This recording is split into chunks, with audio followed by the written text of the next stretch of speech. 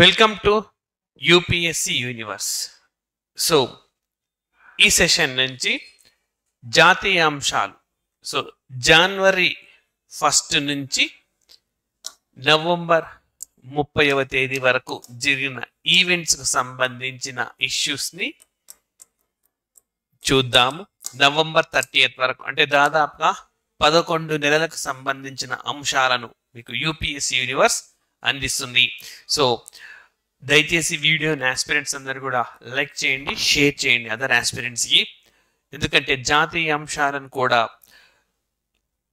విభిన్న విభాగాలుగా క్రోడీకరించి ఒక శాస్త్రీయమైన పద్ధతిలో అందిస్తుంది యూపీఎస్సి యూనివర్స్. సో జాతీయ అంశాలు, విద్యకు సంబంధించిన అంశాలు, సామాజిక అంశాలు, రాష్ట్రాల వారీగా అంశాలు, సభలు సమావేశాలు, సాంస్కృతిక అంశాలు, ఇంత కాంప్రిహెన్సివ్గా మీకు ఎక్కడ కూడా అందుబాటులో ఉండదు. రైట్. సో మరి మనం టాపిక్లోకి వెళ్తే ముందుగా జాతీయ అంశాలు, విద్యకు సంబంధించిన అంశాలను ఈ సెషన్లో చూద్దాం. మనకు ప్రభుత్వం నారీ అదాలత్లను ప్రారంభించాలని నిర్ణయించింది. సో మరి ప్రతి గ్రామంలో కూడా ఈ నారీ అదాలత్స్ అనేవి వస్తాయి. ఆయా గ్రామాల్లో కుటుంబాలకు సంబంధించిన వివాదాలను పరిష్కరించే ఉద్దేశంతో దీన్ని ప్రవేశపెట్టారు. మరి ప్రతి గ్రామంలో కూడా 7 నుంచి 9 మందిని న్యాయసఖి పేరుతో అపాయింట్ చేస్తారు. న్యాయసఖి. మరి వీళ్ళు ఏం చేస్తారంటే కుటుంబ సమస్యలకు మార్గాన్ని చూపుతారు. ఇందులో 5 మందిని గ్రామ పంచాయతీ ఎన్నుకుంటే మరొక 4ని గ్రామ పంచాయతీ నామినేట్ చేస్తుంది. మరి మరొక 4 వచ్చేసి అందులో ఉపాధ్యాయురాలు, సంఘ సేవకురాలు, ఒక టీచర్, ఇలా ఉండేటట్టుగా చూస్తారన్నమాట.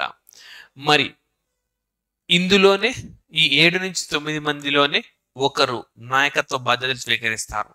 6 నెలల తర్వాత మరొకరు, రొటేషన్ బేసిస్లో ఉంటుంది. సో ఈ విధంగా మనకు నారీ అదాలత్లను ప్రత్యామ్నాయంగా, వివాదాల పరిష్కారానికి ప్రత్యామ్నాయంగా మనకు తీసుకొని వచ్చారు.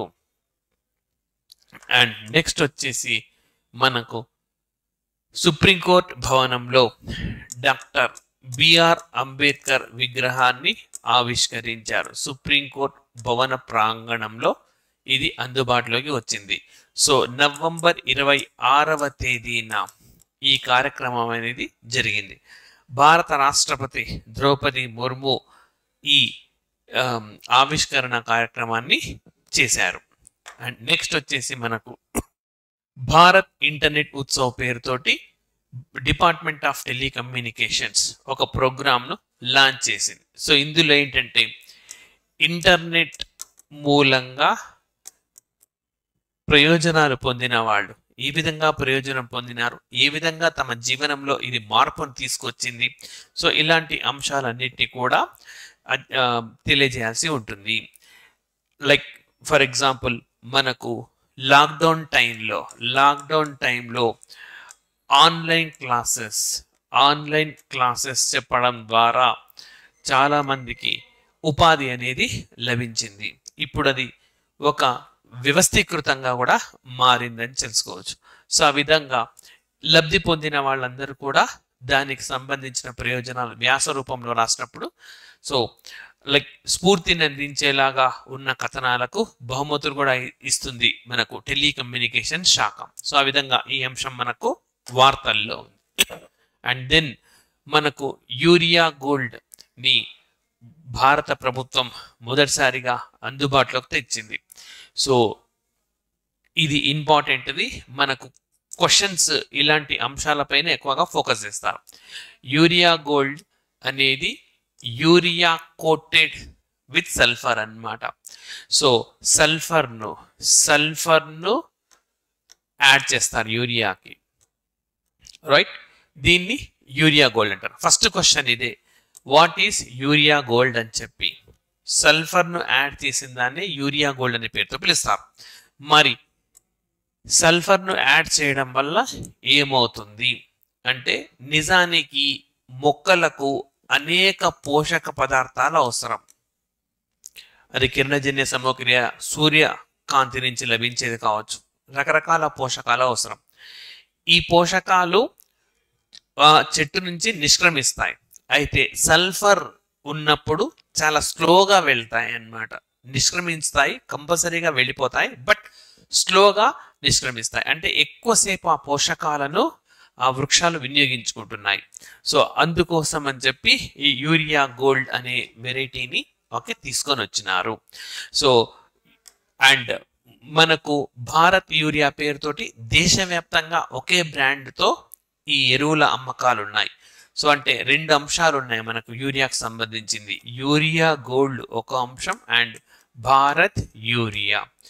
ఈ భారత్ యూరియా తరహాలోనే ఇదే పద్ధతిలోనే భారత్ డాల్ కూడా ప్రవేశపెట్టారు. భారత్ డాల్ అంటే పప్పు అన్నమాట. సో దేశవ్యాప్తంగా ఈ పప్పుని రేషన్ దుకాణాల్లో ఒకే బ్రాండ్ తోటి తక్కువ ధరకు విక్రయించాలని చెప్పి ప్రభుత్వం నిర్ణయించింది. సో ఆ విధంగా ఈ అంశం మనకు వార్తల్లో ఉంది. అండ్ నెక్స్ట్ మనకు Tezpur university and IITM, Indian institute of tropical metrology, ఈ రెండు వ్యవస్థలు కూడా ఒక ఒప్పందాన్ని కుదుర్చుకున్నాయి. సో ఈ ఒప్పందానికి కారణం ఏంటనంటే మనకు అస్సాంలో Kaziranga national park, Kaziranga national park, ఈ కాజీరంగా నేషనల్ పార్క్ లో పెద్ద ఎత్తున మనకు హరిత వాయువులు పేరుకొని పోయాయి, గ్రీన్ హౌస్ గ్యాసెస్ అంటాం. సో ఇవన్నిటిని కూడా ఇక్కడి నుంచి తరలించాలి అన్నమాట. అంటే ఏ రకమైన ఎక్స్పెరిమెంట్స్ చేయడం ద్వారా వీటిని ఇక్కడి నుంచి నిష్క్రమించేలా చేయొచ్చు, ఈ అంశంపై మనకు పరిశోధన అనేది నిర్వహిస్తారు. సో ఈ విధంగా మనకు university of Tezpur and Indian institute of tropical metrology Pune కేంద్రంగా పనిచేస్తూ ఉంటుంది. ఈ ఆర్గనైజేషన్ రెండు కూడా మనకు వార్తల్లోకి ఉన్నాయి. నెక్స్ట్ వచ్చేసి మనకు లైట్నింగ్ అంటే పిడుగుపాటు. సో పిడుగుపాటును ఒక సహజ విపత్తుగా, న్యాచురల్ డిసాస్టర్గా డిక్లేర్ చేయాలి అని చెప్పి మనకు లైక్ బీహార్, వెస్ట్ బెంగాల్ లాంటి రాష్ట్రాలు కోరాయి. సో ఈ రాష్ట్రాల్లో పిడుగుపాటుకు మృతి చెందిన వారి సంఖ్య చాలా ఎక్కువగా ఉన్నది. సో ఈ నేపథ్యంలో అవి కోరాయి అన్నమాట. అయితే సహజం ఇది విపత్తు అని ప్రకటిస్తే డిసాస్టర్ రిలీఫ్ ఫండ్ నుంచి వాళ్ళకు కాంపెన్సేషన్ అనేది అందుతుంది. అయితే కేంద్ర ప్రభుత్వం దీన్ని తిరస్కరించింది, ఈ ప్రతిపాదనను తిరస్కరించింది.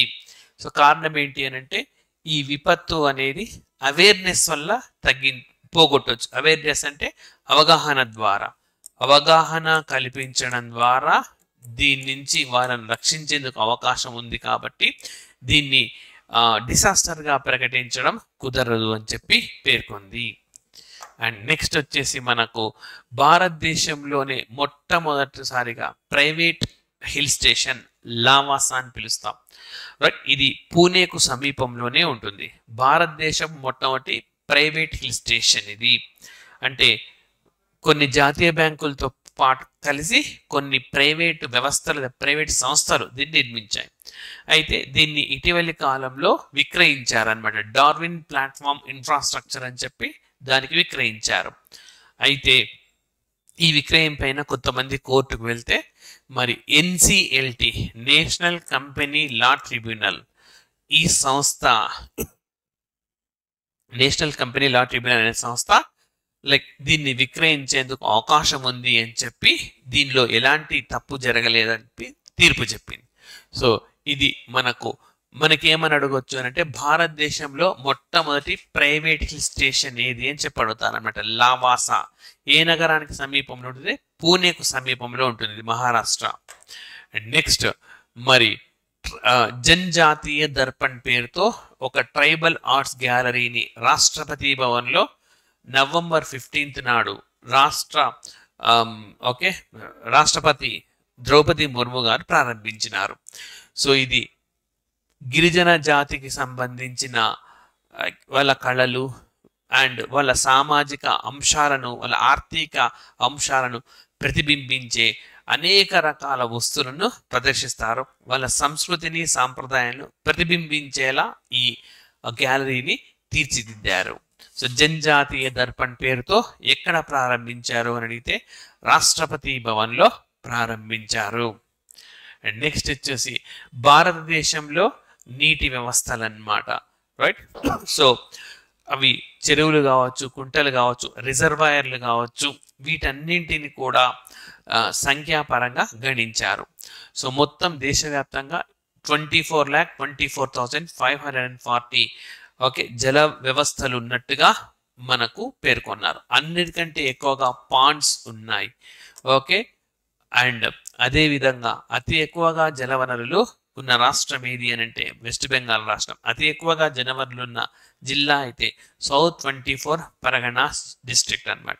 మరి అదే విధంగా మనకు దేశవ్యాప్తంగా 6% మేర జలభాగాలు ఆక్రమణలకు గురయ్యాయి అని చెప్పి కూడా ఈ నివేదికలో కేంద్రం పేర్కొంది. అయితే ఎక్కువగా ఆక్రమణలు అంటే దాదాపుగా 94% ఆక్రమణలు గ్రామీణ ప్రాంతాల్లో జరగగా 6% మేర ఇవి పట్టణ ప్రాంతాల్లో ఎంక్రోచ్మెంట్స్ అంటాం ఇంగ్లీష్లో, ఆక్రమణలు జరిగాయని చెప్పి పేర్కొంది. అండ్ నెక్స్ట్ వచ్చేసి మనకు national quantum mission. So communication రంగంలో విప్లవాత్మకంగా భావిస్తున్న క్వాంటమ్ మిషన్ అమలుకు గాను కేంద్ర క్యాబినెట్ 6,003 కోట్లు 6,003 crore మంజూరు చేసింది. 2031 సంవత్సరం వరకు ఇది వర్తిస్తుంది. అండ్ ఇప్పుడున్న బైనరీ సిస్టమ్ ఉంటుంది కంప్యూటర్లో 1010 అని. సో అలా కాకుండా దీనికి అడ్వాన్స్డ్గా అధునాతనమైన వ్యవస్థనే నేషనల్ క్వాంటమ్ మిషన్. సో దీన్ని తీసుకురావాలి అని చెప్పి కేంద్రం నిర్ణయించింది. సో ఇందుకు గాను చేస్తున్న వ్యయం 6,003 కోట్లు. సో కమ్యూనికేషన్ రంగం ఉపయోగపడుతుంది అంటే కేవలం 5G 6Gలకు మాత్రమే కాదు, వాతావరణ అంశాలను మరింత శాస్త్రీయంగా అధ్యయనం చేయడానికి కూడా ఈ సాంకేతిక పరిజ్ఞానం ఉపయోగపడనుంది. అండ్ నెక్స్ట్ మనకు బిహు డ్యాన్స్. అస్సాంలో బిహు డ్యాన్స్ ఒక కొత్త రికార్డును క్రియేట్ చేసింది. దాదాపుగా 11,000కు పైగా ఒకే వేదిక నుంచి ఈ అనేక మంది కళాకారులు నాట్యం చేశారు. సో ఈ విధంగా ఒకే ప్రదేశంలో ఇంతమంది ఒకేసారి నృత్యం చేయడం అన్నది ఇది గిన్నిస్ లో స్థానాన్ని దక్కించుకుంది. మనకు నేరుగా అడగకపోయినా బిహు ఏ రాష్ట్రానికి సంబంధించిన నృత్యము అని చెప్పి అడుగుతారనమాట. అస్సాం రాష్ట్రానికి సంబంధించింది. నెక్స్ట్ మరి మేరీ గావ్ మేరీ దారోహర్. సో విభిన్న గ్రామాలకు విభిన్నమైన గుర్తింపు ఉంది భారతదేశంలో. కొన్నేమో జాతీయ ఉద్యమంలో పాల్గొన్న గ్రామాలైతే మరికొన్ని కళల్లో ఆరితేరినవై ఉండవచ్చు. సో అలాంటి వాటిని మ్యాపింగ్ చేసే ఉద్దేశంతో కేంద్ర ప్రభుత్వం ప్రారంభించిన కార్యక్రమమే మేరీ గావ్ మేరీ దారోహర్ అని. రైట్. సో ఫర్ ఎగ్జాంపుల్ తెలంగాణలో పోచంపల్లి కావచ్చు, ఆంధ్రప్రదేశ్లో ధర్మవరం, ఉప్పాడ, ఇలాంటి అన్ని చీరలకు ప్రసిద్ధి. ఇవన్నిటిని ఒక మ్యాపింగ్లోకి తీసుకొని వస్తారు. అదేవిధంగా మనకు గొప్ప గొప్ప నాయకులు లైక్ పింగళి వెంకయ్య గారు జన్మించిన ప్లేస్, టంగుటూరి ప్రకాశం గారు పంతులు గారు జన్మించిన ప్లేస్, వాళ్ళ ప్లేస్ పుట్టిన జన్మదినం అన్నమాట. అంటే గొప్ప వ్యక్తులు జన్మించిన ప్లేసెస్ అన్ని ఒక మ్యాపింగ్లోకి వచ్చేస్తాయి. ఈ విధంగా మ్యాపింగ్ చేసే ఉద్దేశంతో తీసుకొని వచ్చిందే మేరీ గావ్ మేరీ దారోహర్. అంటే నా ఊరు నా గొప్పతనం అని చెప్పి, మా ఊరు గొప్పతనం అని చెప్పి ఇది అర్థం వచ్చేలా ఉంటుంది. నెక్స్ట్ మరి ట్యూబర్క్యులోసిస్. సో ఎంతమంది ఈ వ్యాధిన పడినారు అని చెప్పి గణించే విధానం. దీన్ని ఎవరు డెవలప్ చేశారంటే వరల్డ్ హెల్త్ ఆర్గనైజేషన్ అభివృద్ధి చేసింది. మరి వరల్డ్ హెల్త్ ఆర్గనైజేషన్ ఈ పద్ధతి కాదు, మా సొంత పద్ధతిలోనే మేమే లెక్కిస్తామని భారత్ ప్రకటించింది. అంటే ట్యూబర్క్యులోసిస్ గణనలో వరల్డ్ హెల్త్ ఆర్గనైజేషన్ నుంచి డీవియేట్ అయిన మొట్టమొదటి దేశం ఈ ప్రపంచంలో ఏది అనంటే భారతదేశము. రైట్. ఎందుకు అనంటే ఇటీవల జరిగిన సెన్సస్ లో ఆ మార్పులు అనేవి స్పష్టంగా కనబడతా ఉన్నాయి. భారతదేశం ప్రకారము భారతదేశంలో టీబీ అనేది 18% మేర తగ్గితే మరి WHO గణాంకాల ప్రకారం 11% మాత్రమే తగ్గింది. అయితే భారత్ మేము శాస్త్రీయంగా ప్రూవ్ చేస్తాము అని చెప్తుంది. అయితే WHO అంగీకరించకపోవడంతో ఈ గణాంక విధానంలో వరల్డ్ హెల్త్ ఆర్గనైజేషన్ తప్పిస్తూ భారత్ నిర్ణయం తీసుకుంది. అండ్ నెక్స్ట్ మరి ఎన్సిసి, ఇది మన ఆర్మీకి యూత్ వింగ్ గా చెప్పొచ్చు. So army, navy and air force వీటికి యూత్ వింగ్ ఎన్సిసి అనమాట. 1948 జూలై 16th ఈ వ్యవస్థ మనకు అమల్లోకి వచ్చింది. కుంజ్రు కుంజ్రు నేతృత్వంలోని కమిటీ సూచన మేరకు భారతదేశంలో ఎన్సిసి ఏర్పాటు అయ్యింది. మరి ఎన్సిసి ఏర్పాటు అయి 75 సంవత్సరాలు పూర్తి అయిన సందర్భంగా భారతదేశంలో ఒక కాయిన్ 75 రూపీస్తో కూడిన ఒక కాయిన్ ను రిలీజ్ చేశారు. సో ఆ విధంగా ఈ అంశం కూడా మనకు వార్తల్లో ఉంది. అండ్ అదే విధంగా నేషనల్ ఇన్స్టిట్యూట్ ఆఫ్ డిజైన్, ఈ సంస్థ ఒక కొత్త వస్తువులను తయారు చేసిందని చెప్పుకోవచ్చు. ఏంటది అంటే తెలంగాణ అండ్ ఆంధ్రప్రదేశ్ రెండు తెలుగు రాష్ట్రాల్లో గొంగడి అంటారు. సో మరి గొంగడి అంటే తెలిసింది, గొర్రెలకు వెంట్రుకలతో తయారు చేసేది గొంగడి. దీనికి యునెస్కో వాళ్ళ గుర్తింపు కూడా ఉన్నది. భారతదేశంలో గత తరతరాలుగా వినియోగిస్తున్న వస్తువుల జాబితాలను ఒక 50 రకాల వస్త్రాల జాబితా ఉంది. అందులో రెండు తెలుగు రాష్ట్రాల్లో కామన్ గా ఉండే గొంగడి కూడా ఉన్నది.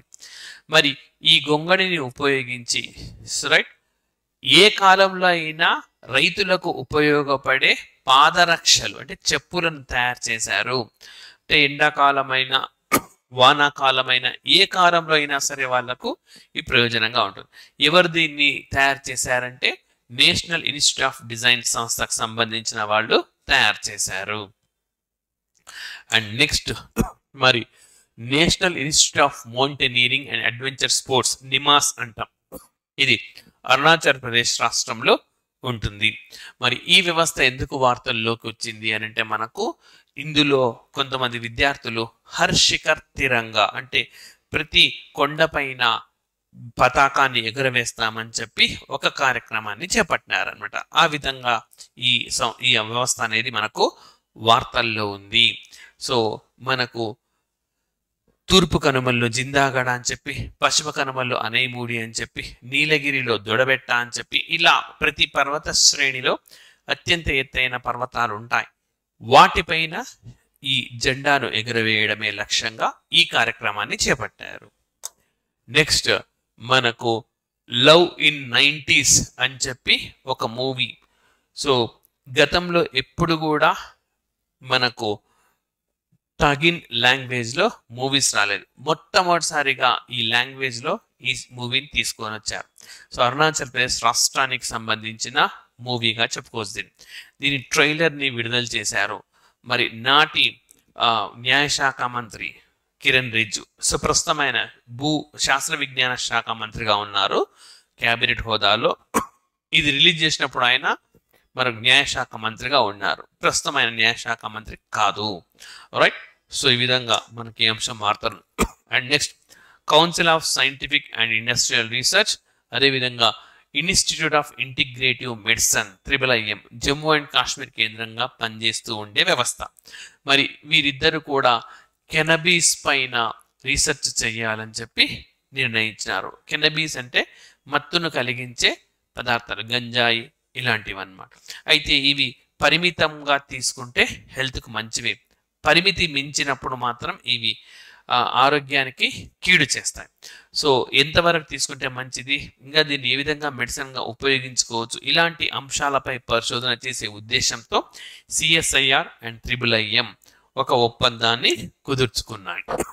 అండ్ నెక్స్ట్ మనకు national sickle anaemia elimination mission. So sickle cell ని భారతదేశంలో 2047 నాటికి లేకుండా చేయాలని లక్ష్యంతో ఆ కార్యక్రమాన్ని భారత ప్రధానమంత్రి నరేంద్ర మోడీ మధ్యప్రదేశ్లో ప్రారంభించారు.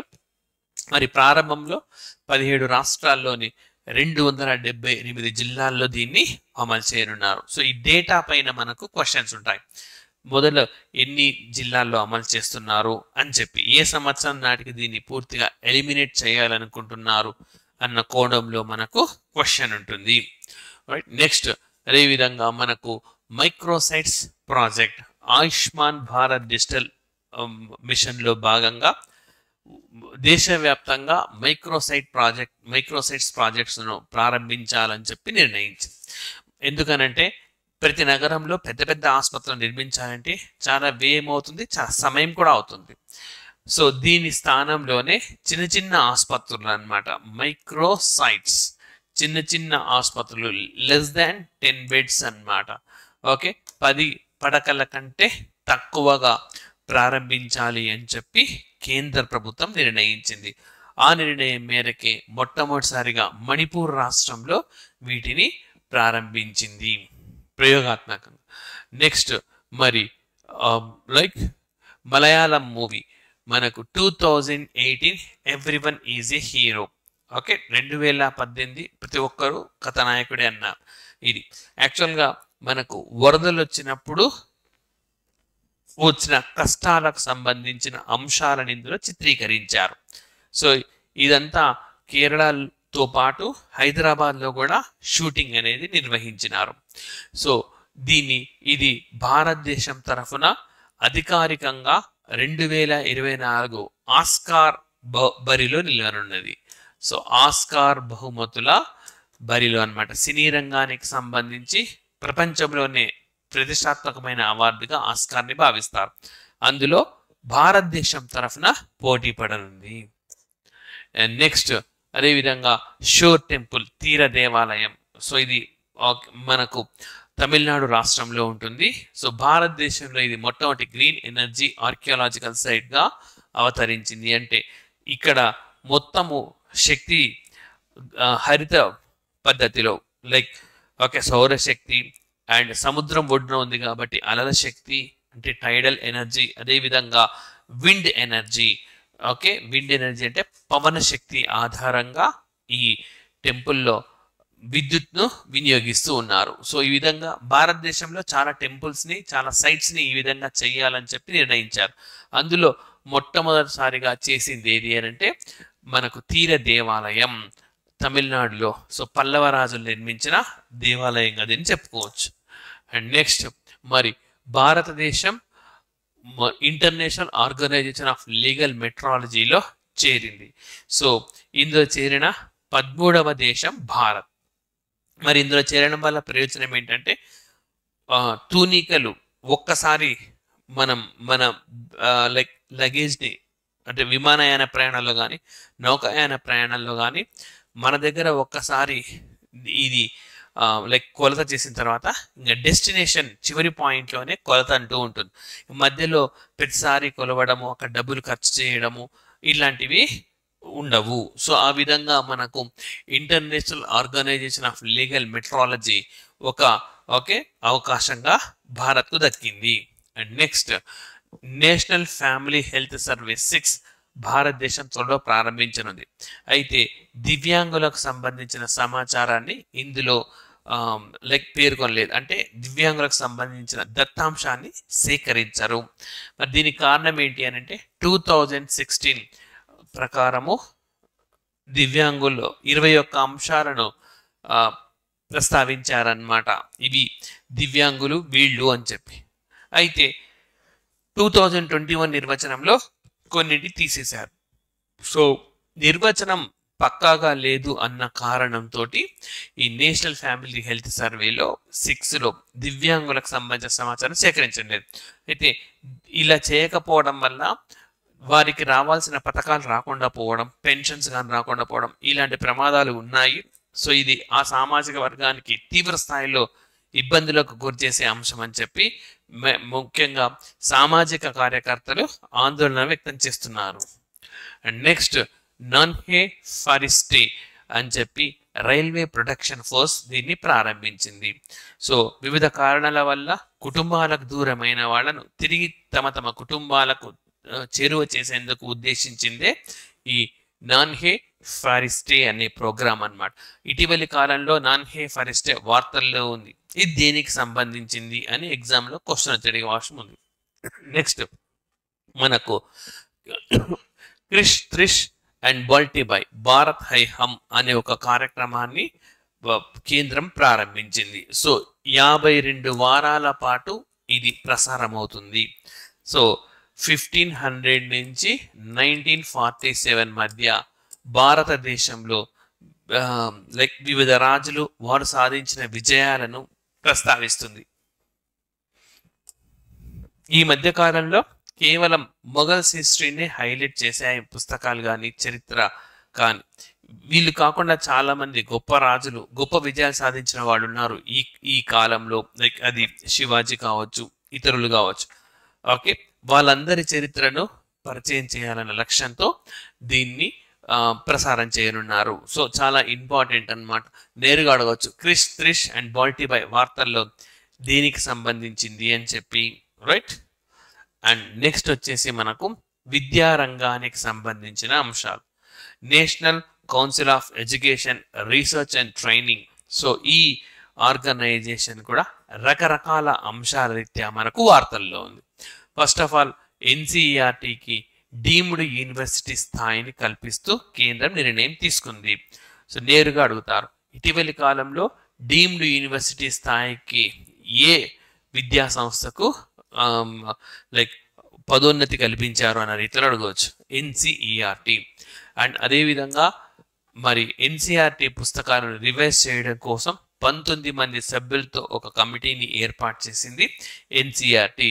మరి దీనికి పంత్ నేతృత్వం వహిస్తూ ఉన్నారు. అదేవిధంగా మనకు లాస్ట్ ఇయర్ ప్రారంభించిన జాతీయ యుద్ధ స్మారకం నేషనల్ వార్ మెమోరియల్. సో దీన్ని 7వ తరగతిలో ఒక పాఠ్యాంశంగా చేర్చాలి అని చెప్పి ఎన్సిఆర్టీ నిర్ణయించింది. అదేవిధంగా పుస్తకాలలో డార్విన్ థియరీని తొలగించాలి అని చెప్పి ఎన్సిఆర్టీ నిర్ణయించింది. అయితే దీని పట్ల చాలా మంది విద్యావేత్తలు ఆందోళన వ్యక్తం చేశారు. 1800 మంది మరి భారత ప్రధానికి స్వయంగా లెటర్ రాశారు. ఇందులో ప్రొఫెసర్స్, టీచర్స్, సైంటిస్టులు అందరూ ఉన్నారు. డార్విన్ థియరీ ఈ ప్రపంచంలో ప్రూవ్ అయిన సిద్ధాంతము కాబట్టి దీన్ని తొలగించడం సబబు కాదు అని చెప్పి వారి వాదన. నెక్స్ట్ మరి ఎన్సిఆర్టీలో ఇండియా అనే పేరు బదులు భారత్ అనే పేరును తీసుకురావాలి అని చెప్పి నిర్ణయించారు. నెక్స్ట్ అదేవిధంగా సోషల్ సైన్స్ సిలబస్లో పుస్తకాల్లో మార్పులు తెచ్చేందుకు 35 మంది సభ్యులతో ఒక కమిటీని ఏర్పాటు చేసింది ఎన్సిఈఆర్టీ. సో ఇవి ఎన్సిఆర్టీకి సంబంధించినవి. నెక్స్ట్ ఐఐటీస్ కానా చూస్తే మనకు ఐఐటీలో పనితీరులో మార్పు తీసుకురావడం కోసం రాధాకృష్ణన్ నేతృత్వంలో ఒక కమిటీని అపాయింట్ చేశారు. ఈ కమిటీ ఇప్పటికే నివేదికను కూడా సమర్పించింది. మరి ఈ కమిటీ ఏం చెప్తుంది అనంటే, చాలా ప్రాంతాల నుంచి ఏ స్టూడెంట్ కూడా ఐఐటీలో చేరలేదు. అంటే కొన్ని ప్రాంతాలకు ఐఐటీలో ప్రాధాన్యత లేదు. ఆ ప్రాంతాల వాళ్ళు విద్యార్థులు ఐఐటీలో ఎంపిక అయ్యేలా చేయడం. అదేవిధంగా కొన్ని సామాజిక వర్గాలకు చెందిన విద్యార్థులు ఐఐటీలో ఇంతవరకు రాలేదు. అంటే ఆయా సామాజిక వర్గాలకు ప్రాధాన్యత కల్పించడం. అదేవిధంగా దేశవ్యాప్తంగా ఐఐటీ సిలబస్ ఒకేలా ఉండేలా చూడడం. అదేవిధంగా ఐఐటీ ఎగ్జామినేషన్స్ ఒకే ప్రమాణంతో ఉండేలా చూడడం. అండ్ అదేవిధంగా మార్కెట్లో ట్రెండింగ్లో ఉండే సాంకేతిక అంశాలకు ప్రాధాన్యం ఇస్తూ సిలబస్లో మార్పు చేర్పులు తీసుకురావాలి అని చెప్పి రాధాకృష్ణన్ నేతృత్వంలోని కమిటీ సూచించింది. And next IIT Kanpur and AWEIL అంట. ఏడబ్ల్ఈఐఎల్ అంటే advanced weapons and equipment India limited. ఇవి రెండు ఒక అగ్రిమెంట్ కుదుర్చుకున్నాయి. మరి ఏంటి ఆ అగ్రిమెంట్లో ప్రత్యేకత అంటే, ఈ advanced weapons and equipment India limited వాళ్ళు సిఎస్ఆర్ కింద కొంత ఖర్చు చేయాలి. సిఎస్ఆర్ అంటే corporate social responsibility. So CSR కింద వాళ్ళు కొంత మొత్తం ఖర్చు చేయాలి. సో సిఎస్ఆర్ కింద వాళ్ళు ఎంత మేర ఖర్చు చేయాలో అంత ఐఐటి కాన్పూర్కి ఇస్తారు, రైట్. ఐఐటి కాన్పూర్ వాళ్ళు దాన్ని వినియోగించి రైట్ ఇంక్యుబేషన్ సెంటర్ని నిర్వహిస్తారనమాట, యంగ్ ఎంటర్ప్రెన్యూర్స్ని ప్రోత్సహించడానికి. మరి సిఎస్ఆర్ అంటే ఏంటి అంటే కార్పొరేట్ సోషల్ రెస్పాన్సిబిలిటీ. సో ఏ సంస్థ అయినా సరే తన చివరి 3 సంవత్సరాల లాభాన్ని ఫస్ట్ చూడాలి. లాభము అంటే మనకు ప్రాఫిట్ అన్నమాట. ఆ 3 సంవత్సరాల ప్రాఫిట్ ని యావరేజ్ తీసి ఆ యావరేజ్ 2% సమాజాని కోసం వెచ్చించాలి. సో ఆ అమౌంట్ మరి advanced weapons and equipment India limited వాళ్ళకు ఎంత అమౌంట్ తను వెచ్చించాలో సిఎస్ఆర్ కింద అది మొత్తం ఐఐటి కాన్పూర్ కు ఇచ్చేస్తుంది. Right. Next IIT Bombay and UIDAI unique identification authority of ఇండియాలు ఒక ఒప్పందాన్ని కుదుర్చుకున్నాయి. మరి ఈ ఒప్పందం ప్రకారం అవి ఏం చేయనున్నారనంటే లైక్ టచ్లెస్ బయోమెట్రిక్ సిస్టమ్ లో డెవలప్ చేయబోతున్నారు. సో ఆ విధంగా ఈ అంశం మనకు వార్తల్లో ఉంది. అండ్ నెక్స్ట్ యూజీసీ కూడా వార్తల్లో ఉంది. Universities grants commission. మరి ఎందుకు అనంటే మనకు వొకేషనల్ కోర్సులు అంటే వృత్తి విద్యా కోర్సులు. సో వృత్తి విద్యా కోర్సులను రీడిజైన్ చేయాలి అని చెప్పి డాక్టర్ రాజ్ నెహ్రూ నేతృత్వంలో ఒక కమిటీని ఏర్పాటు చేసింది. సో ఈ విధంగా మనకు ఈ అంశం కూడా వార్తల్లో ఉంది. అదేవిధంగా మనకు విదేశీ యూనివర్సిటీలు భారత్లో గాన శాఖను ప్రారంభిస్తే ఏ విధమైన అంశాలను పాటించాలి గైడ్ లైన్స్ ను యూజీసీ రిలీజ్ చేసింది. దీని ప్రకారము భారత యూజీసీ పర్మిషన్ తోటే విదేశీ యూనివర్సిటీలు భారత్లో క్యాంపస్ ఏర్పాటు చేయాల్సి ఉంటుంది. అయితే క్యాంపస్ మరో బ్రాంచ్ ఓపెన్ చేయాలంటే మరొకసారి అనుమతి తీసుకోవాల్సి ఉంటుంది. ఎన్ని బ్రాంచ్లు ఓపెన్ చేయాలన్నా ప్రతిసారి పర్మిషన్ తప్పనిసరి. నెక్స్ట్ భారతదేశము ఈ అంశాలపైన సిలబస్ ఉండాలి అన్నప్పుడు ఆ గైడ్ లైన్స్ ఆధారంగా సిలబస్ ను తీసుకునే అవకాశం ఉంటుంది. అదేవిధంగా భారత్ ప్రభుత్వం యూజీసీ వారు నిర్దేశించిన ప్రమాణాల ప్రకారము అర్హతలున్న వారిని అపాయింట్ చేసుకోవచ్చు. అంటే ఎవరినైనా వాళ్ళని అపాయింట్ చేసుకోవచ్చు ఫ్యాకల్టీస్ గా. కానీ భారతదేశం ఈ ప్రమాణాలు ఉండాలి అని చెప్తుంది. లైక్ వాళ్ళు పీజీ చేసి ఉండాలి, అదేవిధంగా నెట్లో ఇంత స్కోర్ సాధించి ఉండాలి అని చెప్తే ఆ విధంగా పీజీ చేసి నెట్లో అంత స్కోర్ సాధించిన ఎవరినైనా వాళ్ళు అపాయింట్ చేసుకోవచ్చు. రైట్. ఆ విధంగా ఫ్యాకల్టీ అపాయింట్మెంట్స్, అదేవిధంగా ఎగ్జామినేషన్ షెడ్యూల్స్ ను వాళ్ళకు అనుకూలంగా ఎప్పుడు ఏ విధంగా అయినా చేసుకోవచ్చు. కానీ ఇతర ఎగ్జామ్స్కి ఇబ్బంది లేకుండా షెడ్యూల్ చేసుకోవాల్సి ఉంటుంది. సో ఇలాంటి గైడ్ లైన్స్ అన్నిటినీ కూడా మనకు యూజీసీ వెలువరించింది.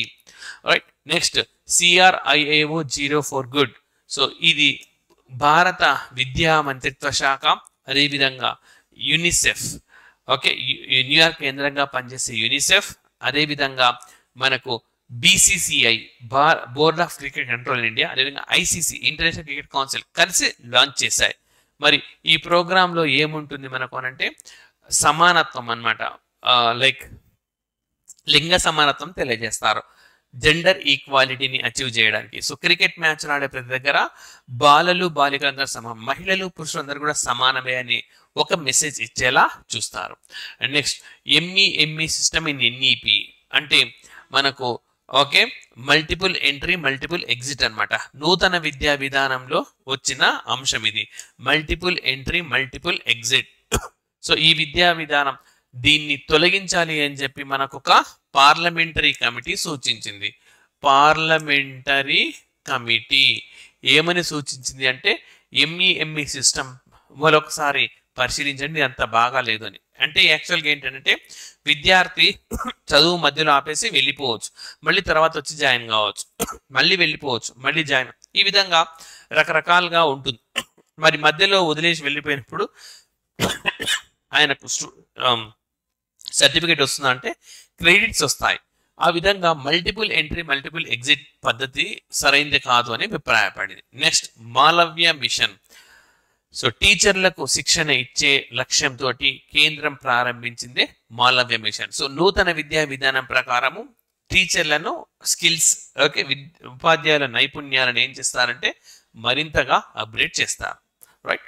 సో ఇవి ఈ సంవత్సరంలో మనకు జరిగిన వివిధ విద్యా రంగానికి సంబంధించిన అంశాలు, జాతీయ అంశాలు, మరి సామాజిక అంశాలు, ఇలాంటివన్నీ కూడా ఉన్నాయి ఈ సంవత్సరానికి సంబంధించి.